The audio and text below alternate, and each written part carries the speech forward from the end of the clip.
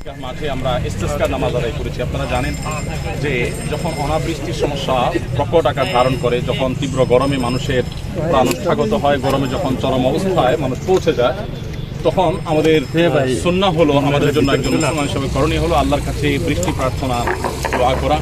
আর এই বৃষ্টি প্রার্থনার দোয়া আমাদের প্রিয় নবী সাল্লাল্লাহু আলাইহি ওয়াসাল্লাম করার জন্য বের হয়েছিলেন এবং তৎক্ষণাৎ আল্লাহ তাআলা দোয়া কবুল করেছেন। আল্লাহ তাআলা কাছে আমরা দোয়া নিবেদন করেছি, আল্লাহ সুবহানাহু ওয়া তাআলা আমাদের দোয়া কবুল করবেন, সেটি আল্লাহ তাআলার কাছে আমাদের প্রত্যাশা। আমরা জানি গত 1-2 বছর যাবৎ আমাদের দেশে গরম প্রচণ্ড আকারে আপনার পড়ছে এবং গরমের তীব্রতার কারণে পশু পাখি প্রাণী এমনকি আমাদের ফল ফসল ক্ষতিগ্রস্ত হচ্ছে, ক্ষেতগুলো ফেটে চৌচির হয়ে যাচ্ছে এবং খেতে খাওয়া দিনমজুর মানুষেরা তাদের কাজকাম করতে পারছে না, অনেকে কাজকাম করতে গিয়ে অসুস্থ হয়ে যাচ্ছেন।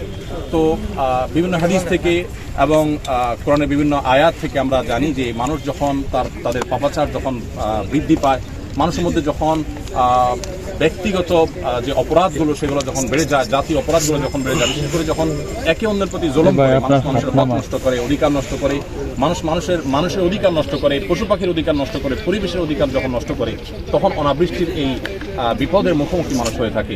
তো আমাদের উচিত হবে সবাইকে গণহারে তওবা এবং ইস্তিগফার করা। আমরা প্রত্যেকে আত্মশুদ্ধির জন্য আল্লাহ সুবহানাহু ওয়া তাআলার কাছে দোয়া করা দরকার। আমরা সংশোধন চাই, আমরা প্রত্যেকে ভালো পথে আসতে চাই। আমরা মূলত একটু দেরি করে ঘোষণা দিয়েছি, যাতে করে আমরা চাইছি যে এখানে খুব বেশি মানুষের সমাগম না হয়, দূরান্ত থেকে মানুষ এই প্রচণ্ড রোদে কষ্ট করে না এসে প্রত্যেকে যার যার এলাকাতে ইস্তিসকার নামাজের আয়োজন করে। তো আমি আশা করবো দেশের মানুষ এখন প্রিয় মাতৃভূমির জন্য, প্রিয় মাতৃভূমির মানুষের জন্য, পশু পাখিগুলোর জন্য আমরা যেন দোয়া করতে থাকি। সেই সাথে আমাদের এই তীব্র গরমে আশেপাশে মানুষগুলো এবং আমাদের আশেপাশের পরিবেশের প্রতি আমরা লক্ষ্য করতে পারি। আমরা জানি যে প্রচুর পরিমাণে বৃক্ষরোপণ করা আমাদের দেশে প্রয়োজন। যে পরিমাণ আমাদের দেশের মানুষের বসবাস, এত পরিমাণ মানুষের মধ্যে দেখা যাচ্ছে যে সেই পরিমাণ গাছপালা, সেই পরিমাণ আমাদের উদ্ভিদ নেই, সেই পরিমাণ ঘাস সবুজায়ন নেই। তো এই যে অভাব রয়েছে, সেই অভাবটা দূর করার চেষ্টা করা দরকার। আপনারা জানেন আসুন্নাহ ফাউন্ডেশন থেকে গত বছর আমরা 1 লক্ষ ফলদ গাছ রোপণ করেছি সারা দেশে। এবছর আমরা 3 লক্ষ গাছ রোপণ করার কাজ ইতিমধ্যে হাতে নিয়েছি, আমরা কর্মসূচি শুরু করেছি। গত বছর আমরা 1 লক্ষ গাছ রোপণ করেছি, সেখানে প্রচুর পরিমাণে লেবুর গাছ ছিল। আপনারা জানেন গরমে লেবুর শরবত পান করার জন্য আমাদেরকে বিশেষজ্ঞরা পরামর্শ দিয়ে থাকেন। তো আমরা গত বছর প্রায় 30,000-এর বেশি লেবুর গাছ রোপণ করেছি। সে সমস্ত গাছে অনেক গাছে লেবু ধরেছে আলহামদুলিল্লাহ। অনেকগুলো আম গাছ, অনেকগুলো আপনার পেয়ারা গাছ, দেশীয় ফলের উৎপাদনের জন্য আমরা চেষ্টা করছি। সেই সাথে এই বছর আমরা 3 লক্ষ গাছ বিতরণ করার কার্যক্রম শুরু করেছি। আমরা আপনাদের মাধ্যমে আমাদের সমাজের দর্শকদেরকে, দেশের সব স্তরের মানুষদেরকে বলতে চাই, আসুন আমরা প্রত্যেকে এক একজনের কমপক্ষে 5টি করে গাছের চারা রোপণ করার চেষ্টা করি এবং সেই চারা শুধু রোপণ করা না, বরং সেগুলোকে পরিচর্যা করি। আমরা যদি সবাই মিলে আমাদের এই পরিবেশকে যে আমরা ধ্বংস করেছি নানাভাবে, আমরা বৃক্ষ নিধন করেছি, আমাদের সবুজকে নষ্ট করেছি, তারই প্রায়শ্চিত্ত আমাদেরকে ভোগ করতে হচ্ছে। আমাদের উচিত হবে সেটার পাপের ফসল আমরা ভোগ করছি, আমাদের উচিত হবে প্রায়শ্চিত্ত করা। আর সেটি হতে পারে আল্লাহর কাছে তওবা করা এবং প্রচুর পরিমাণে বৃক্ষরোপণ করা। তো বৃক্ষরোপণ করার কর্মসূচি বর্ষাকালে আমরা প্রত্যেকে যার যার জায়গায় নিজের আঙ্গিকে আমরা করবো ইনশাআল্লাহ।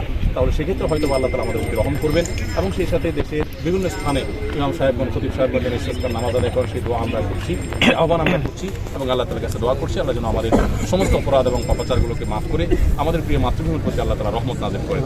এটি আমাদের আজকের একমাত্র প্রার্থনা, এটি একমাত্র চাওয়া। আল্লাহ যেন আমাদের এই দেশের প্রতি, আল্লাহ তাআলা আমাদের পরিবেশ, আমাদের সবকিছুকে যেন সংশোধন করে দেন, আমাদের ফল ফসল সবগুলোতে আল্লাহ যেন বারাকা দান করেন, আমাদের জীবনযাত্রাকে আল্লাহ যেন সহজ করে দেন এবং আমাদের মানুষ এমনকি প্রাণীগুলোর প্রতি আমরা যেন অনুগ্রহ করি। আমরা অনেকে আমাদের বাসা আশেপাশে চেষ্টা করি আমাদের পশু পাখির প্রতি আমরা চাইলে একটা ছোট পাত্রে একটু পানি রেখে দিতে পারি। অনেক পাখি আছে, পশু আছে যারা পানি পান করার জন্য তারা বিভিন্ন জায়গায় ঘুরে বেড়ায়। আমরা জানি প্রিয় নবী সাল্লাল্লাহু আলাইহি ওয়াসাল্লাম আমাদেরকে বলেছেন একজন মানুষ তিনি অনেক বেশি পাপিষ্ঠ ছিলেন। অনেক পাপিষ্ঠ হওয়ার পরও তিনি একটি পিপাসার্ত কুকুরকে, তার একজন মহিলা মানুষ, তিনি তার ওড়না খুলে সেটি অনেক গভীর কূপে ফেলে সেই ওড়নাকে ভিজিয়ে সেখান থেকে পানি তুলে একটি পিপাসার্ত কুকুরের মুখে তিনি পানি দিয়েছেন।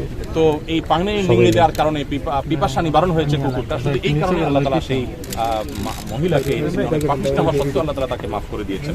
তো এখান থেকে বোঝা যায় যে পশু পাখি এবং মানুষের প্রতি কল্যাণ করার কত গুরুত্ব। আমরা প্রত্যেকে সুমিষ্ট এবং আপনার সুপ্রিয় পানি বিতরণ করি, মানুষকে পানি পান করাই, পশু পাখিগুলোর পানির ব্যবস্থা করি এবং প্রত্যেকে যার যার জায়গা থেকে বৃক্ষরোপণ আমাদের কর্তব্যগুলো আমরা পালন করি। আল্লাহ তাআলা আমাদের প্রতি অবশ্যই রহম করবেন।